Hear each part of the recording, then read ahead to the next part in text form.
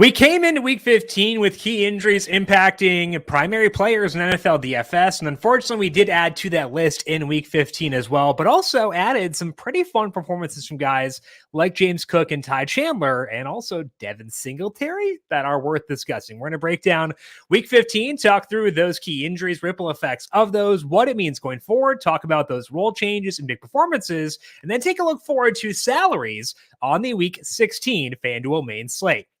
Welcome on into the Heat Check Fantasy Podcast. That's right here on the FanDuel Podcast Network and FanDuel Research. My name is Jim Sanas. I am a managing editor of digital media for FanDuel Research. Here to recap Week 15 for NFL DFS and letting you know what the key takeaways were and what it all means going forward. We'll dive into James Cook and all the injuries in just 1 second. But first, a reminder to make sure you are subscribed to the numberFire Daily Fantasy Podcast feed wherever you get your podcast. Tom Vecchio is with you every weekday, breaking down NBA DFS over on the Daily ISO. Austin Swayman has your UFC DFS needs covered as well. And of course, we have our Heat Check preview shows every Thursday, live at 10 a.m. Eastern on the FanDuel YouTube page and over on FanDuel TV Plus as well. To get FanDuel TV Plus, go to FanDuel.com/watch and log in with your FanDuel account, or you can also go to the FanDuel TV Plus app on Amazon Fire, Apple TV, or Roku devices. This will be our final recap show of the year because we're off the next 2 Mondays. The following Monday is week 18. So final recap show of the year preview shows will be as scheduled every Thursday at 10 a.m. Eastern.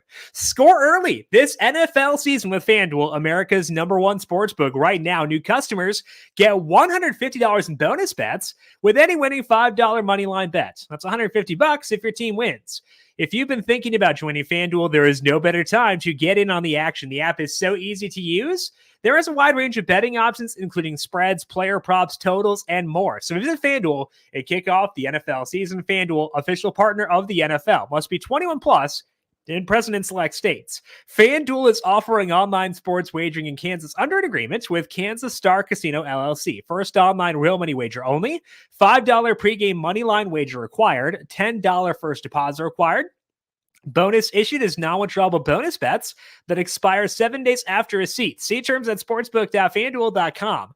Gambling problem? Call 1-800-GAMBLER or visit fanduel.com/RG in Colorado, Iowa, Michigan, New Jersey, Ohio, Pennsylvania, Illinois, Kentucky, Tennessee, and Virginia.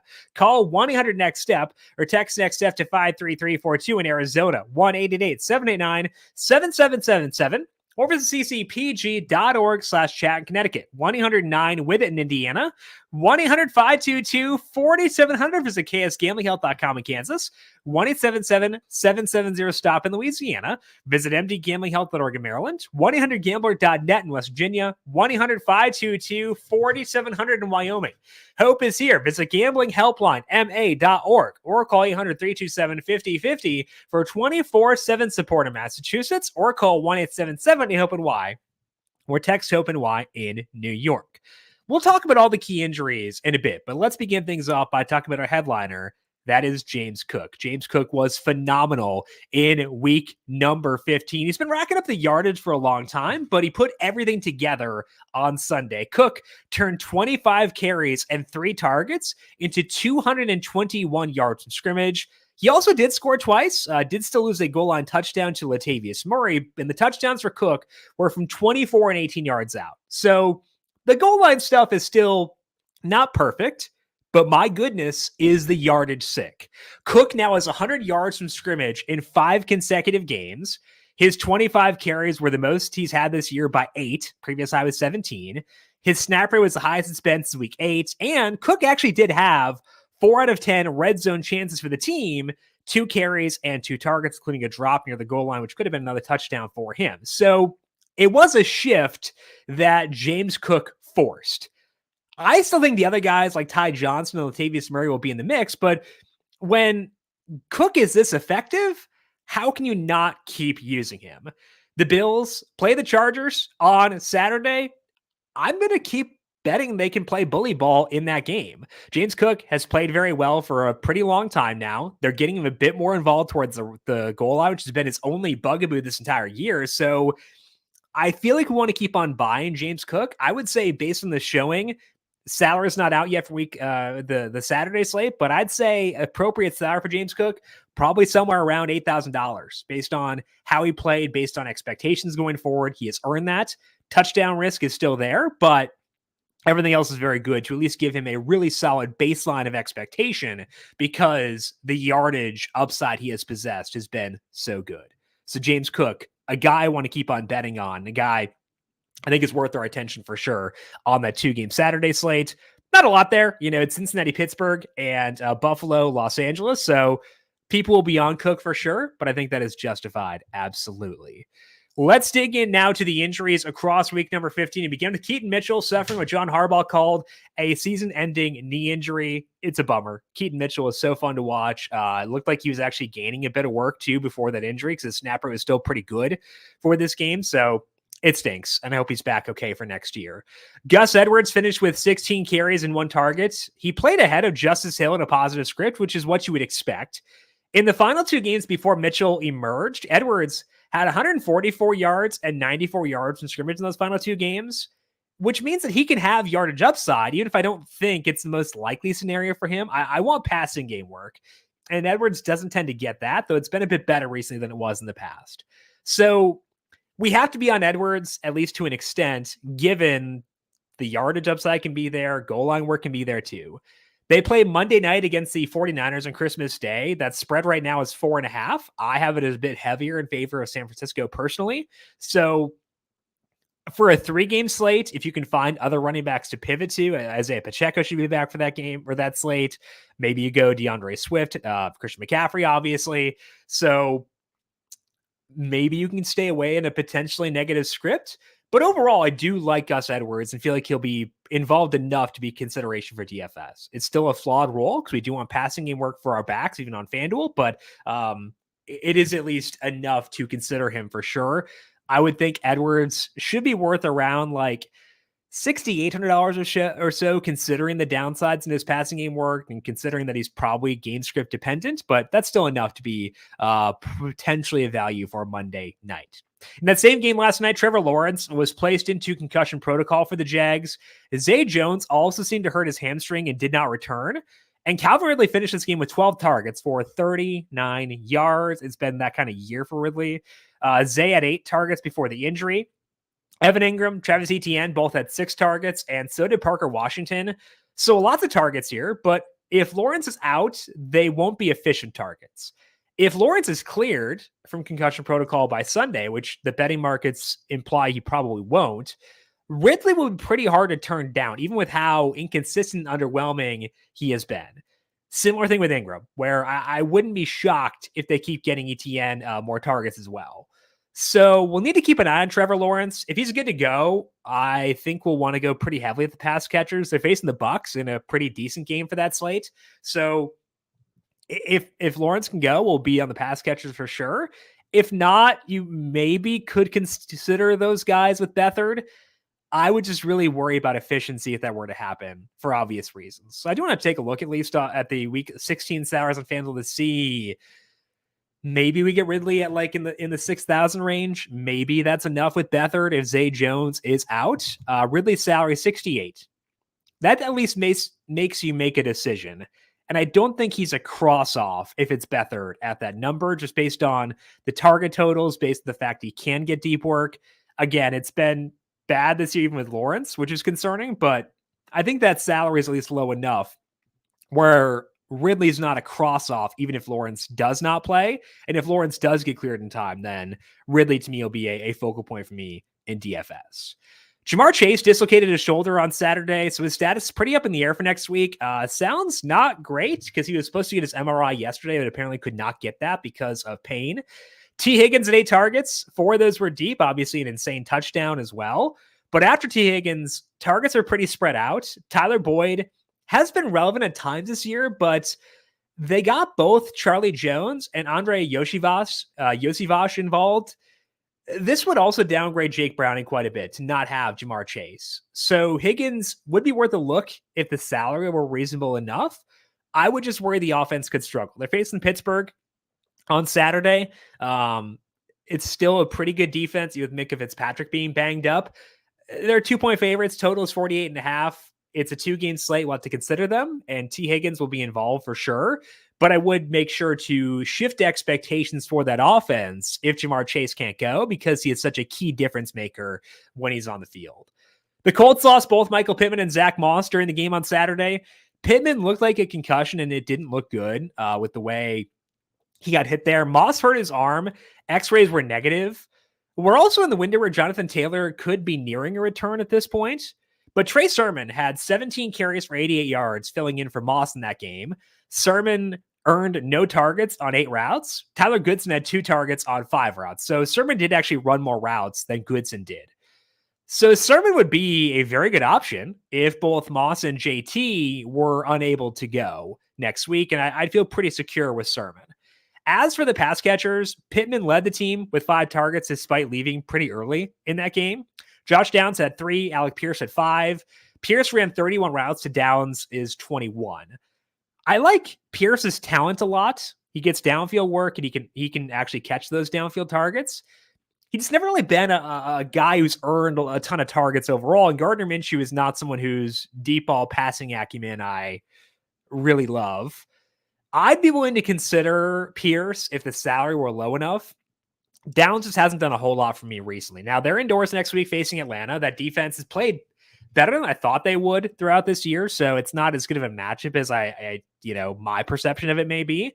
But I do at least want to check what Pierce's salary is, because maybe he could be a value receiver depending on how things break next week. Alec Pierce is $5,300.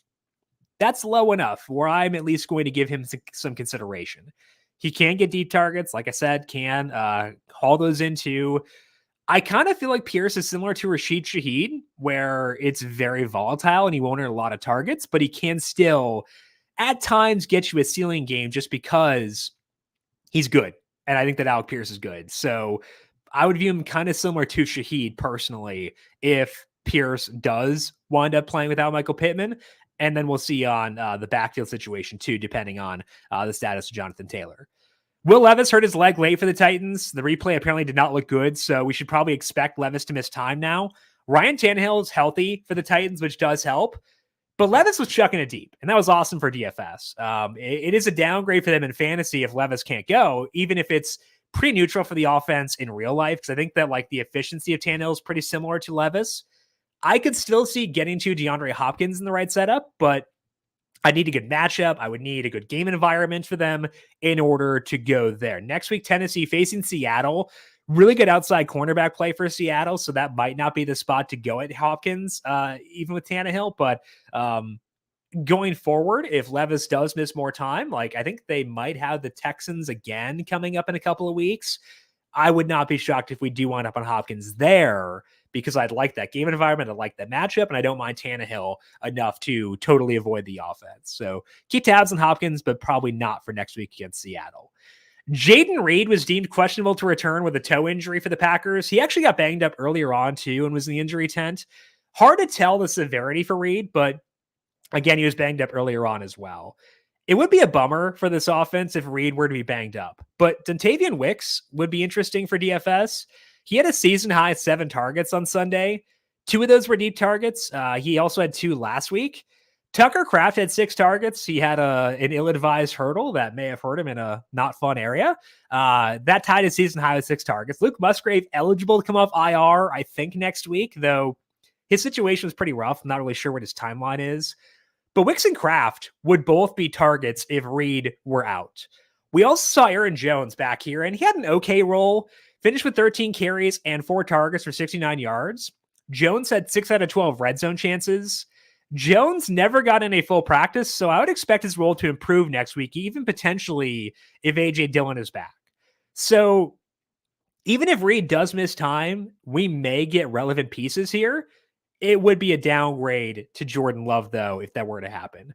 They get Carolina on the road next week, so the total in that game is 36.5, which is the lowest on the main slate. But I do want to at least check on Dontavian Wicks, see where his salary is. He's 54. I think the matchup for Pierce is a bit better than for Wicks. But, if there's no Reed, et cetera, maybe we get there. So both Wicks and Pierce are at least interesting from a super low salaried receiver perspective. Tucker Kraft, I think worth probably around like $5,300 right now. And he is at 53 on the button, so that's not bad. And let's check on Aaron Jones. The Panthers have been a lot better against the rush recently than they were earlier on this year, but I just like Aaron Jones' role a decent amount. So I would say he's probably worth 68 if we get him next week, and Jones is 67. So Packers viable next week. Pretty big letdown this week. And again, the Panthers defense has exceeded my expectations recently. But I still think we might be on the Packers, the lower salary guys, which is all of them. For next week, keep an eye on Jaden Reeks. I'd love for him to be healthy enough to play in that one. Zach Wilson was ruled out for the second half of the Jets due to what was eventually called a concussion. Trevor Siemian was awful. I love my guy touchdown Trevor, but it was not great. Super negative game script there. We've seen this before. This offense kind of turns to dust without Zach Wilson, as bad as he may be. So if Wilson is out, it's pretty easy to make this team a cross-off. I will say, though, next week they get the Commanders at home. So the Jets are 3-point favorites, which I think is dumb. Have not updated my model yet for next week, but before this week I had it as a closer game than that. So I don't know, man. It is a great matchup. It's the best matchup you could imagine, but it's also likely Trevor Siemian, maybe Brett Rippon. I think he's actually on the practice squad now.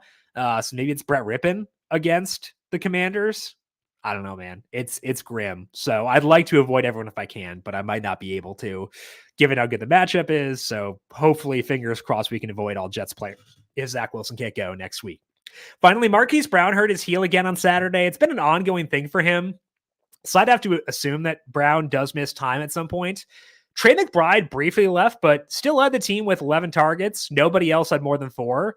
Michael Wilson, Greg Dortch, and Rondale Moore all played a ton of snaps.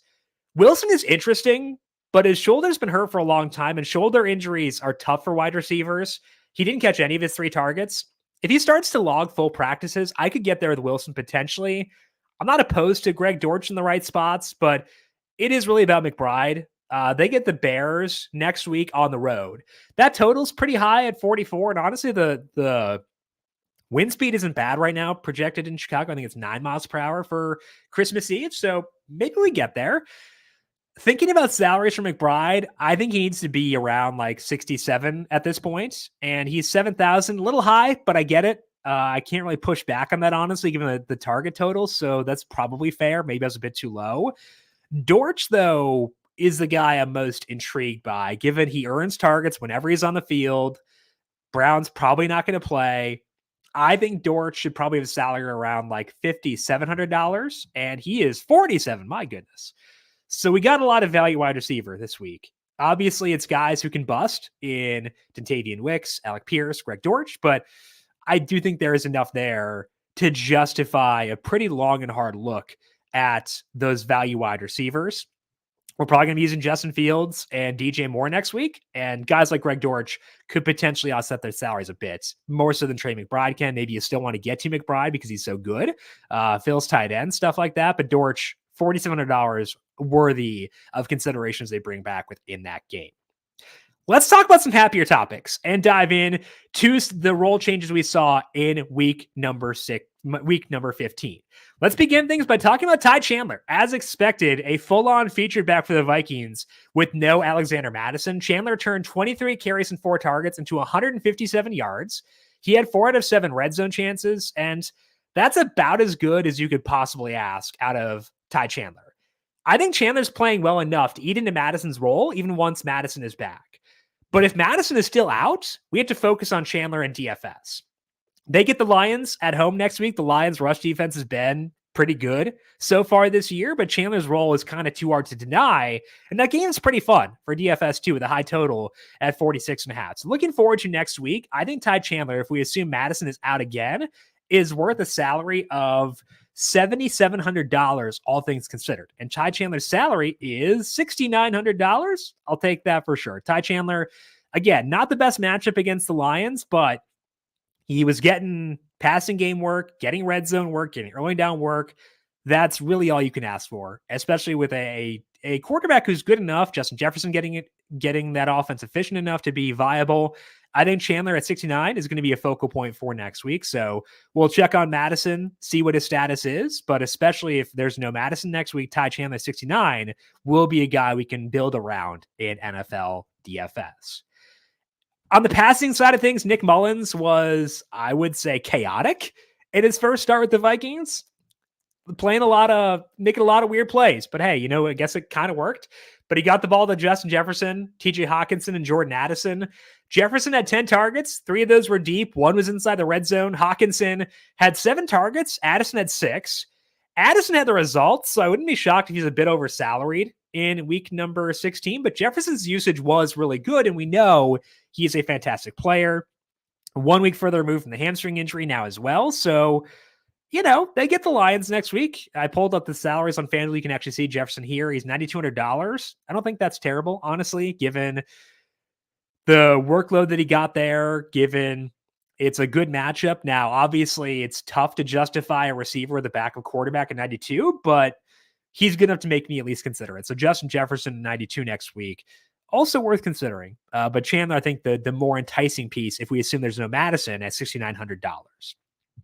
With no CJ Stroud, Devin Singletary was featured once again for the Texans, as expected, obviously. He played a 75% snap rate, 26 carries and 5 targets for 170 yards. My goodness, Devin Singletary, go off. The Titans did not have Jeffrey Simmons, so not as impressive relative to the matchup as it would have been, but it was still really good for Singletary.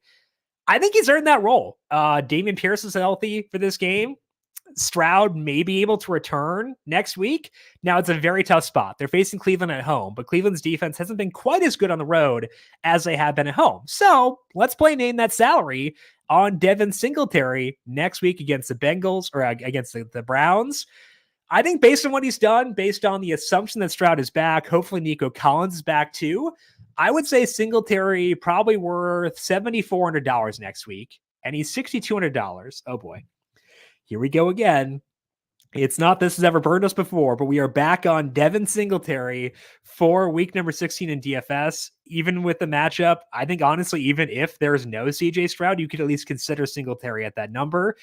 I am already uneasy thinking about this, but at that number, $6,200, Devin Singletary will be a guy we talk about heading into week 16. So we're back, baby. We never went nowhere. We are back on the Devin Singletary train once again in week number 16.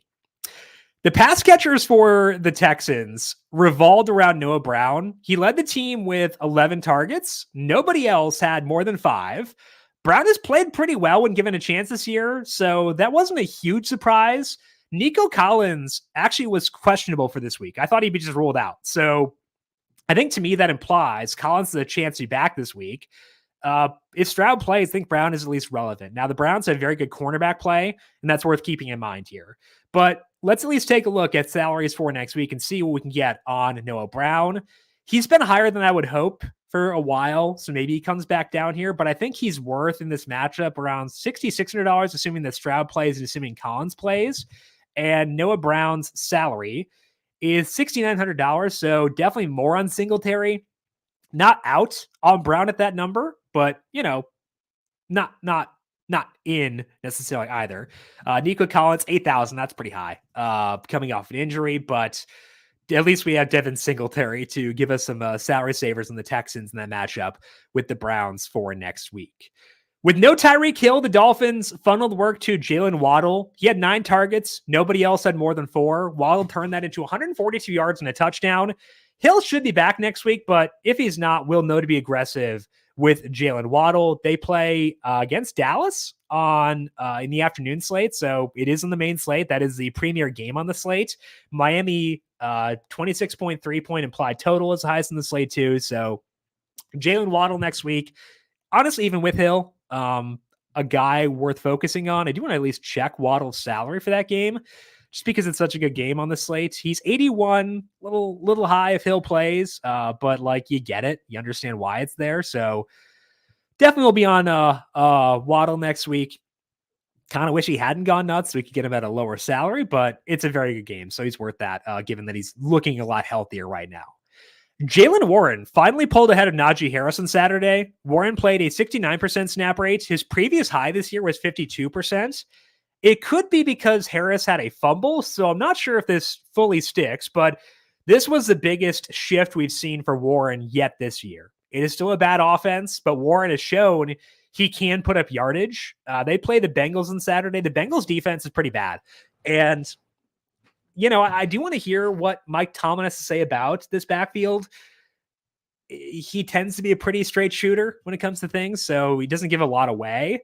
So I want to read what his thoughts are on Najee Harris and Jaylen Warren. But, it was the first big shift we've seen in that backfield this entire year. So at least interested in what we can see with Jaylen Warren for that 2-game Saturday slate.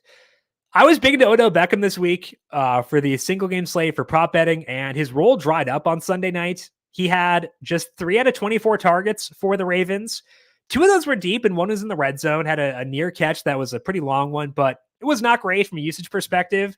Odell did run a route on 15 of 27 dropbacks, so that part wasn't bad relative to where he's usually been, but not as productive as it had been. Isaiah Likely and Rashad Bateman led the team with 6 targets each. Likely was productive with 70 yards. In 2 games since their bye week, Likely and Beckham are tied for the team lead with a 21% target share. Then it's Zay Flowers at 19%. I think they need to get pushed in order to get us to truly love the passing game pieces, but they're facing San Francisco next week, so they're going to get pushed as hard as you can get pushed by any team in the NFL right now. I do like Likely, and I still want to be in on Odell, but adding Bateman more into the mix does complicate things. I'll probably be back on Odell for that 3-game Christmas slate just because of the script, because of the fact that he's played pretty well overall this year, but definitely did lose some enthusiasm for that based on what we saw on Sunday night. Joe Flacco continued to pepper David Njoku. Njoku had 14 targets on Sunday. Amari Cooper and Cedric Tillman both had 8. 4 of the targets for Cooper were deep, but Njoku had 4 inside the red zone. So I have not been super keen on Njoku yet this year, and I need to change that. I need to change that right now and be in on Njoku with all this volume. And Cooper is pretty hard to ignore as well. They get the Texans next week. Texans defense is pretty bad, so we'll want to be on the Browns. I know Joe Flacco is not efficient right now, but hey, he's chucking it deep. They're throwing the ball a lot, so we're going to want to be on the Browns in that match. I would say for Njoku first, appropriate value for him is probably $63 or $64, and he is at 66. That's fair. I can't really push back on that at all, given how well he's played, given the volume.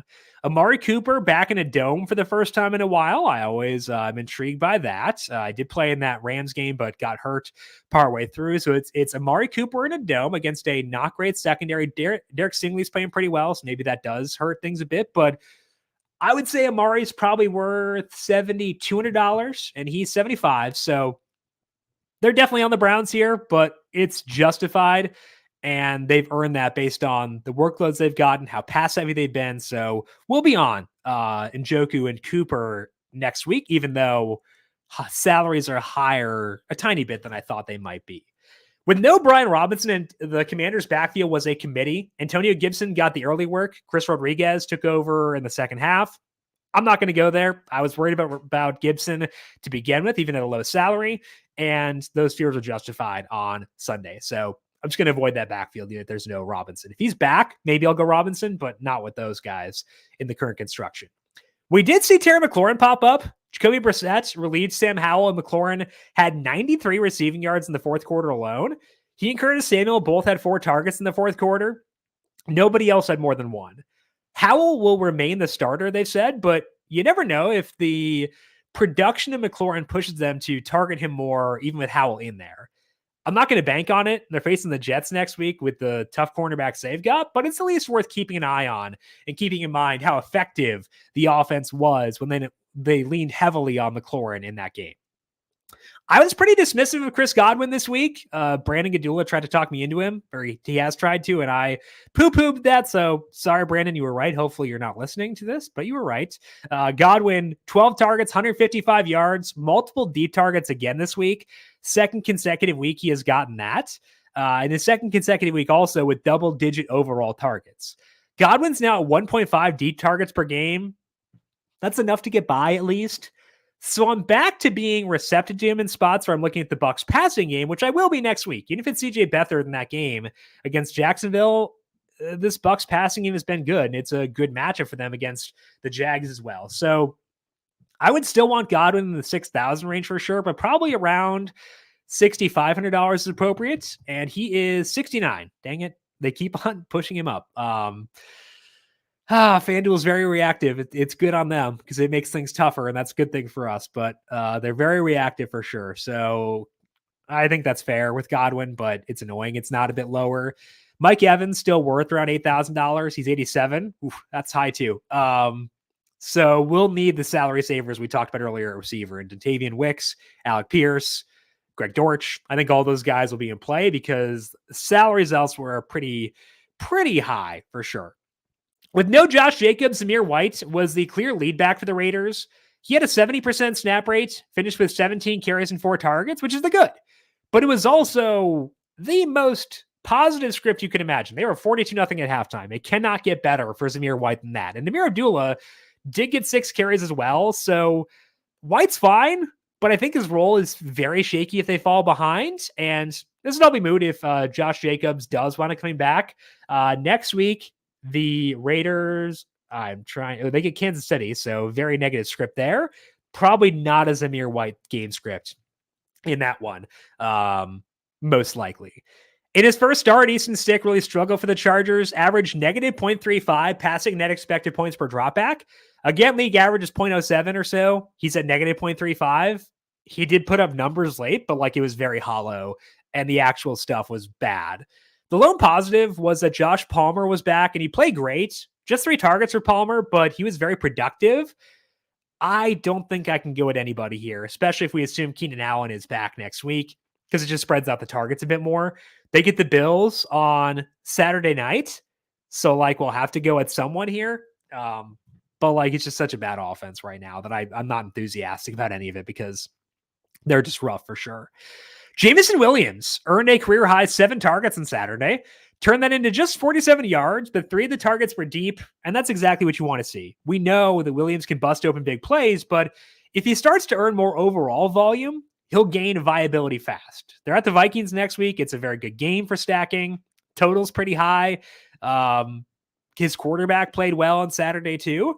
So let's take a look at Jameson Williams' salary next week. I would still want him in the 5,000 range. I would say probably $5,700 for Williams, and his salary at the Vikings is 52. So there we go again.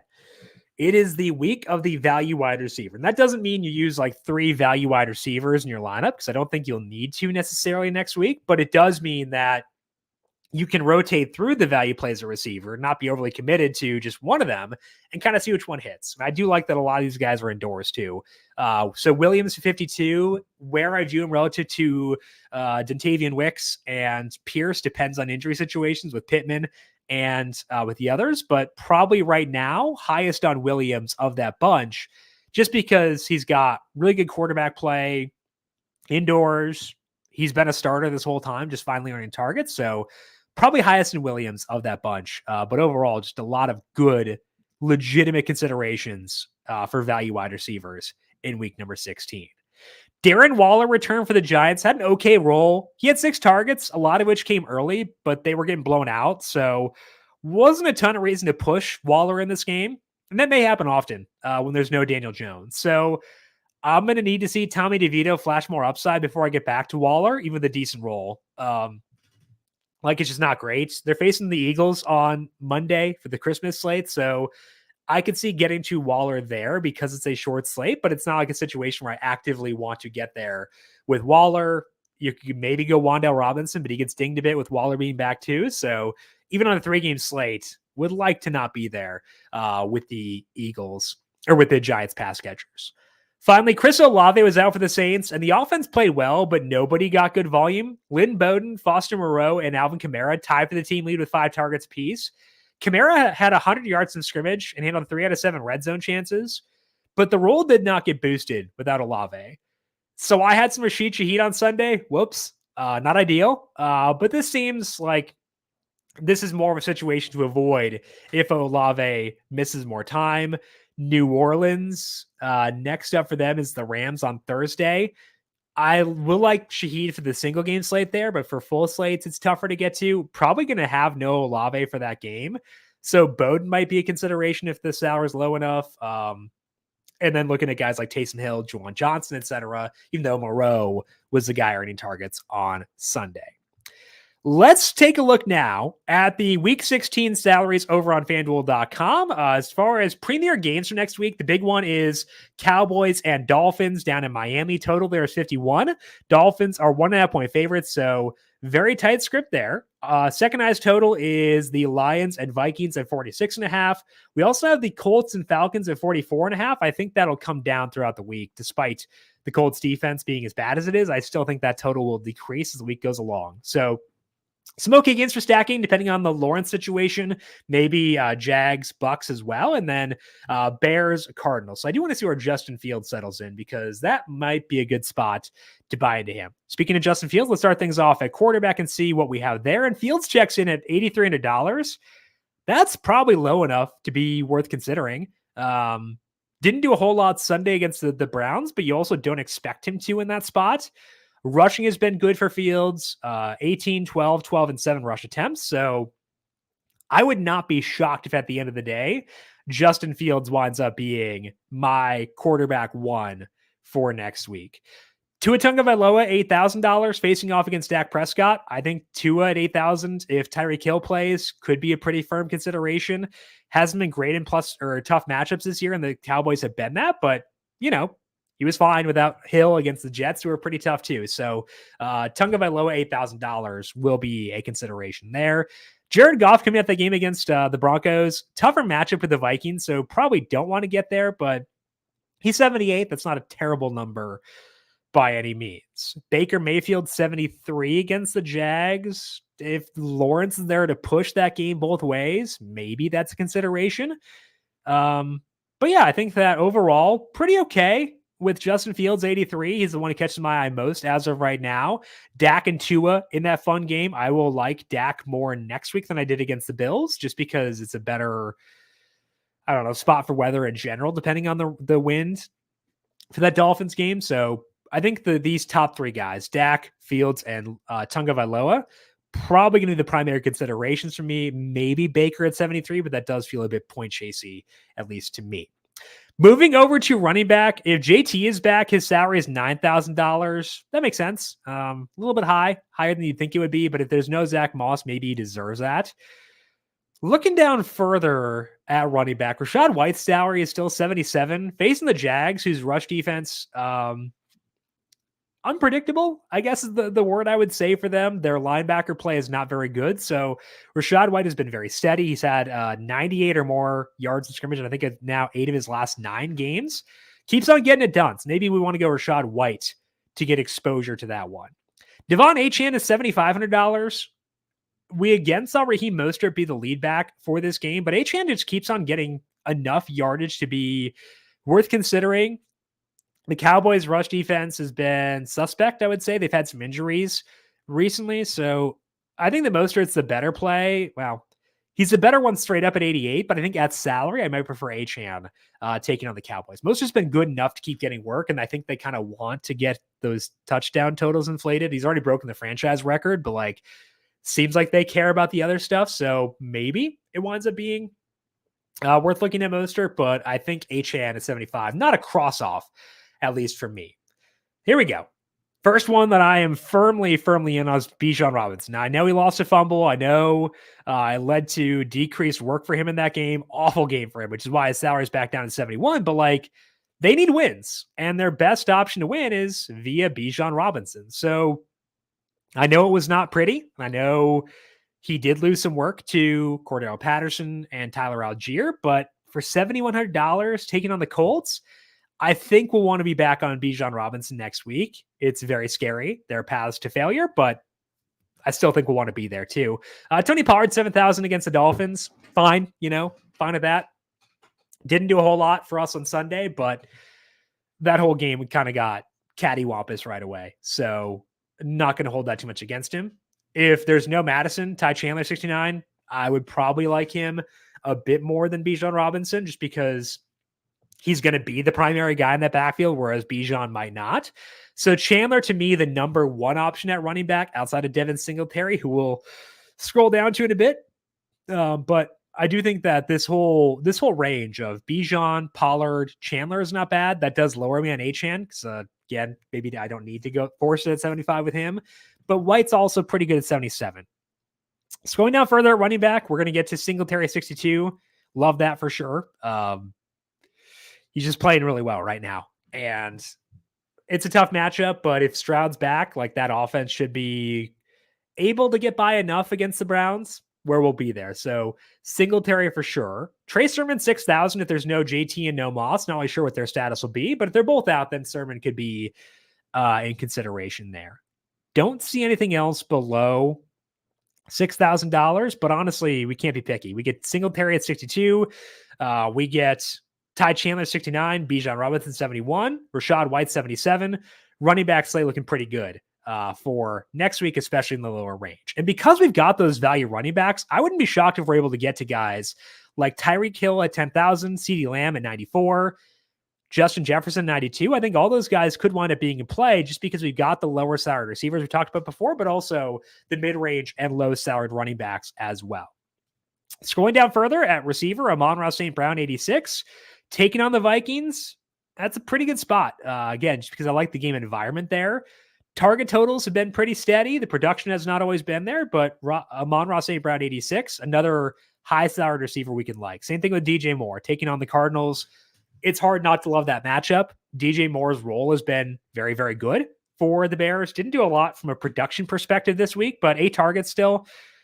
Since Fields returned, he's had 96, 114, 68, and 52 yards. DJ Moore at that salary, 82, will still be a very good receiver play for next week. I think what the formula might be, at least based on what I'm seeing right now, is spending the mid-range at running back, using one of the value wide receivers, and then loading up on the high salaried receivers in addition to that one value guy. Do a DK Metcalf at 76, good matchup against Tennessee. Hopefully Geno Smith is back for that game. Not really sure if he'll be able to go, but worth checking back on that later because I do think that DK is worth flagging at that number. Getting down further in the 6,000 range at receiver, not seeing a ton that I love. There are not a lot of guys that I hate either, but I think it's okay to potentially just go stars and scrubs at wide receiver. So looking at Tyreek Hill, Waddle, Jefferson, Lamb, Amon-Ra St. Brown, DJ Moore, I think it'll be a good week to look at those guys, spend down for one of Dontavian Wicks, Alec Pierce, Jameson Williams, Greg Dortch, and then pepper the mid-ranger running back. So I think already a pretty clear build emerging for the main slate next week. Shifting over to tight end, we got Sam Laporta and Trey McBride at 72 and 7,000 respectively. TJ Hawkinson 68, David Njoku 66. So a lot of mid-range tight ends in play for next week. Don't want to gloss over Cole Kmet at 62. Taking on Arizona, that could be another way to get access to that game. Kmet has not been as good as DJ Moore since Fields came back, but also target totals have still been okay. Just hasn't had the production yet. We know that could come in a matchup with the Cardinals. Jake Ferguson at 8 targets once again this week. His salary is $6,000. Very okay with that. 8 targets in now 3 consecutive games. Very good target share for him since their bye week. So Ferguson 6,000. Maybe if he goes overlooked with the other 6,000 range tight ends, that could be intriguing. Tucker Kraft mentioned before, I think his salary is about right at 53. Not the best game environments relative to the other guys, so maybe we don't wind up getting down to him. And then getting down in the value plays at tight end, not seeing a lot down here. So I think to me, it will be about looking at Jake Ferguson, looking at maybe Cole Kmet as a pivot, but then Njoku, McBride, sucking up the targets those guys get. That could be the way to play next week's slate. So I like the way next week sets up. We get some decent, viable, low-salaried receivers. We've got some mid-range and lower-salaried backs we like. We can use that to get to really fun studs at wide receiver. In the past, I've had a lot of times where I've been able to get to the studs at receiver. I think I will be able to do so in Week 16 with the way things set up right now. That is all that we have here for today on our Week 15 recap show. Again, final recap show of the year because we're off the next 2 Mondays and then Week 18 coming up after that. So I want to thank you all for checking out these recap shows throughout the year, whether it was on the numberFire Daily Fantasy Podcast feed, the FanDuel YouTube page, or FanDuel TV Plus. We will still have, as mentioned, our Thursday preview shows, same place, same time, 10 o'clock a.m. Eastern, on the FanDuel YouTube page and up on FanDuel TV Plus and the numberFire Daily Fantasy Podcast feed after that. If you have any questions for me, I am on Twitter at Jim Sonis. You can find me on Threads at Jim.Sonis. You can find FanDuel Research on Twitter at FanDuel Research. Want to thank you all for tuning in for today. Good luck to you with your single game slates across Monday. We'll talk to you once again Thursday to get you ready for the Week 16 main slate. This has been the Heat Check Fantasy Podcast right here on the FanDuel Podcast Network.